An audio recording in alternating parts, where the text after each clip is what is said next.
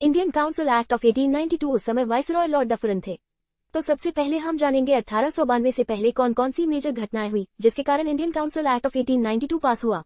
1861 में सेंट्रल और provincial legislature से रिलेटेड काफी सारे चेंजेस देखने को मिले जिन्हें मैंने अपनी प्रीवियस वीडियो में एक्सप्लेन किया है, जिसे आप प्रीवियस वीडियो में समझ सकते हैं। यहाँ हम इंडियन काउंसिल एक्ट ऑफ 1892 के बारे में जानने की कोशिश करेंगे।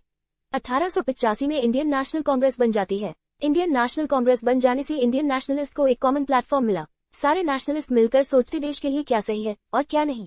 इंडियन नेशनल कांग्रेस ने एक्ट ऑफ 1861 के लिए किए चेंजेस सफिशिएंट नहीं थे और इसमें सुधार की जरूरत है।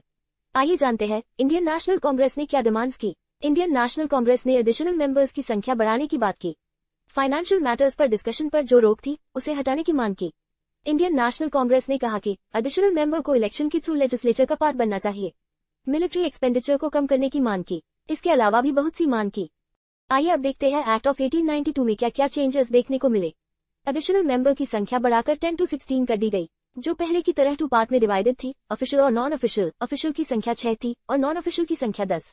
नॉन ऑफिशियल मेंबर्स कई जगह से नॉमिनेट होकर आते थे। 5 मेंबर वाइसरॉय द्वारा नॉमिनेटेड होते थे।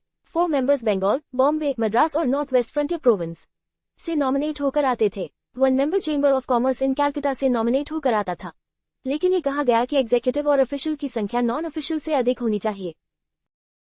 हर वर्ष के बजट पर फाइनेंशियल डिस्कशन करना एडिशनल मेंबर्स को अलाउड कर दिया गया, लेकिन फाइनेंस बिल्स पर वोटिंग अलाउड नहीं थी। एडिशनल मेंबर्स को एग्जीक्यूटिव काउंसिल मेंबर्स से क्वेश्चन पूछना अलाउड कर दिया, लेकिन क्वेश्चन जिसे पूछना है उसे 6 दिन का नोटिस देना जरूरी था और उसके जवाब पर काउंटर क्वेश्चन करना अलाउड नहीं था। अब भी इंडियन एग्जीक्यूटिव काउंसिल के मेंबर्स नहीं बन सकते थे। इंडियन काउंसिल एक्ट ऑफ 1861 में एग्जीक्यूटिव काउंसिल मेंबर्स की संख्या 6 कर दी थी। ऐसा ही एक्ट ऑफ 1892 में भी रहा, इसमें कोई चेंज नहीं हुआ। प्रोविंशियल लेजिस्लेचर में काफी सारे चेंजेस देखने को मिलते हैं। एडिशनल मेंबर्स की संख्या बढ़ा दी गई और ये मेंबर्स इलेक्टेड होते थे। ये मेंबर्स आते थे यूनिवर्सिटीज, डिस्ट्रिक्ट बोर्ड, म्यूनिसिपैलिटीज, जमींदार, चेंबर ऑफ कॉमर्स से आते थे। इसके थ्रू रिप्रेजेंटेशन के प्रिंसिपल को लागू किया।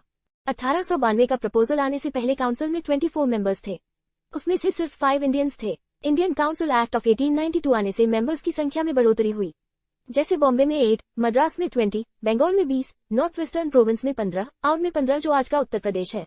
Thanks for watching. Please like, share and subscribe.